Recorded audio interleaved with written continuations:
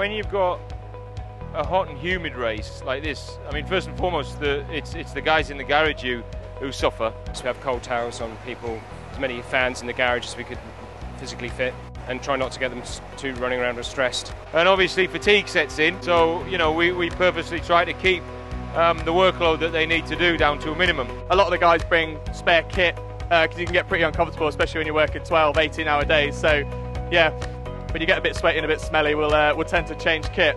The hydration is a bigger challenge here.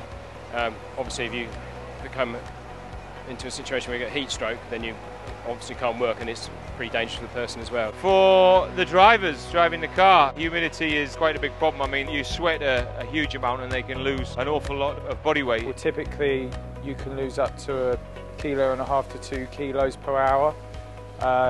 This race will be 2 hours, so we're expecting quite a big sweat loss from this race. But Sergey's actually probably one of the drivers that sweats the least, but you still have to bank on that margin. For the engineers on the pit wall, when it's really hot and humid, I mean, the best thing you can do is to stay hydrated. You know, you've got to kind of look after yourself during the weekend, eat well, get plenty of sleep, so that when you've got a really long race and you've got to be sat there for 2 hours and stay sharp and focused until the end, you know, you've got to have done all of those things building up to it. It's not just the actual 2 hours themselves. And then during the race, you've got to stay really well hydrated, which means that you're quite desperate to go to the bathroom at the end of the race.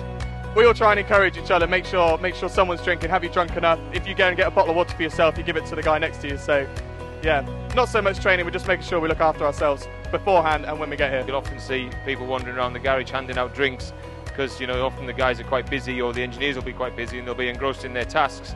And you sometimes forget to, you know, stay hydrated or stay on top of the things that you should be doing. It's just a constant reminder. There's notices on the board, in the fridge, and we try and provide healthy snacks rather than going to the default ones that we all love.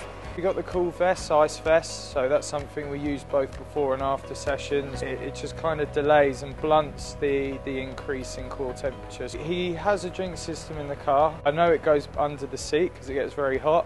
It has a bag in which we put liquid into it. It's around 1 kilo's worth of fluid. Sort of 5 minutes in, it's kind of a warm cup of tea, so it's not quite the refreshing drink that you're after at that point, but it serves a purpose. I love it. It's because it's out of the ordinary, isn't it? You're working under the lights, you're working at night time, you're working in extreme temperatures, and sometimes even extreme weather, like we saw last year and previous years we've come here.